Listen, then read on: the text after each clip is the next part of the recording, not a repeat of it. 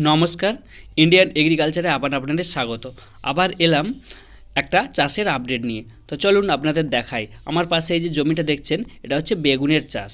এটা হচ্ছে লুড়কি বেগুন নয়, বড় গোল বেগুন যেগুলো হয় সেই বেগুনগুলোর চাষ।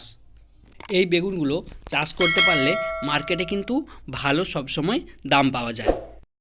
এই যে বেগুন গাছগুলো দেখছেন, এই বেগুন গাছগুলো আজ থেকে প্রায় 1.5 থেকে 2 মাস আগে লাগানো।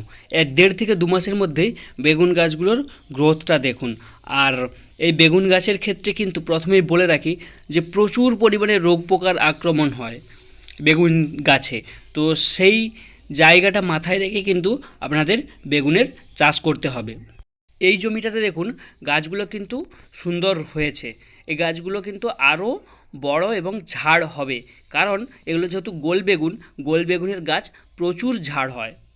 বেগুন চাষ আপনার প্রায় সব মাটিতেই ভালো হয়, তবে যে এঁটেল মাটি হলে সেক্ষেত্রে আপনাকে একটু জৈব সার দিয়ে জমিটা তৈরি করে নিলে আরও ভালো। আর বেলে দোআঁশ মাটি হলে তো আর কোনো কথাই নেই।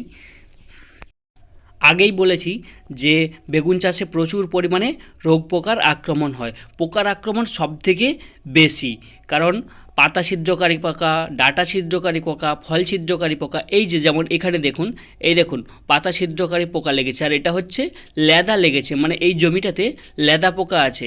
রাত্রিবেলাতে গাছে আসে, পাতা খায়, আবার সকাল হলে মাটির নিচে চলে যায়। তো এই সমস্ত পোকাকে প্রচুর পরিমাণে বেগুন চাষে লাগে, বেগুন গাছে লাগে।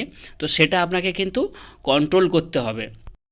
গাছের ডগা ছিদ্রকারী পোকা এবং বেগুনের ফল ছিদ্রকারী পোকা যদি আপনি কন্ট্রোল করতে না পারেন, তাহলে কিন্তু একটা বেগুনও ভালো থাকবে না, সব বেগুনকে নষ্ট হয়ে যাবে আর গাছও মরে যাবে। কারণ এই ডগা ছিদ্রকারী পোকাগুলো খুব মারাত্মক হয়, পুরো গাছটাকে ধীরে ধীরে শুকিয়ে দেয়। তো এই বিষয়টা আপনাদের মাথায় রাখতে হবে অবশ্যই। আর দেখুন, একটাই জমি কিন্তু দুটো পার্টে ভাগ করে কিছুটা লঙ্কা চাষ করা হয়েছে আর কিছুটা বেগুন চাষ করা হয়েছে, যাতে কি হয় যে একসঙ্গে দুটো ফসলের দাম পাওয়া যায় বা লাভ পাওয়া যায়।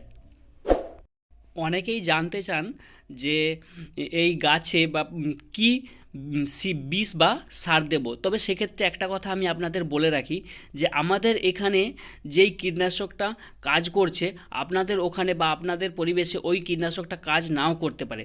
তাই আপনাদের ওখানকার কৃষি পরামর্শদাতাদের সহায়তা নিয়ে আপনাকে কিন্তু সেই রকমের কীটনাশক প্রয়োগ করতে হবে। যেমন আমাদের এখানে প্রচুর পরিমাণে নিম তেলের ব্যবহার হয়, কারণ নিম তেলটা কি জৈব কীটনাশক। আর ফলের ক্ষেত্রে জৈব কীটনাশক ব্যবহারটা করাটাই ভালো, যে সমস্ত ফল বা সবজি খাওয়া হয়। আর একটা বিষয় আপনাদের মাথায় রাখতে হবে যে এই বেগুন গাছে যখন বেগুন ছোট থাকে তখন কিন্তু পাখিয়ে বেগুনকে খেয়ে নষ্ট করে দেয়। তো যাতে পাখি খেতে না পারে সেই বিষয়টাও কিন্তু আপনাদের মাথায় রাখতে হবে। হয় জাল দিয়ে ঘিরে দিতে হবে, আর না হয় পাখি তাড়ানোর ব্যবস্থা করতে হবে আপনাদের, কারণ প্রচুর বেগুন খেয়ে নেয়, পাখিয়ে নষ্ট করে দেয়। এই ভিডিও থেকে যদি একটু হলেও ইনফরমেশন পেয়ে থাকেন, তাহলে চ্যানেলটাকে লাইক, শেয়ার, সাবস্ক্রাইব করতে ভুলবেন না। সাবস্ক্রাইব অবশ্যই করবেন যাতে নেক্সট আপডেটগুলো পেতে পারেন। আজকের ভিডিওটা এখানেই শেষ করছি। দেখা হচ্ছে আবার নতুন কোনো চাষের আপডেট নিয়ে। ততদিন সবাই ভালো থাকুন, সুস্থ থাকুন, সবাইকে ভালো রাখুন।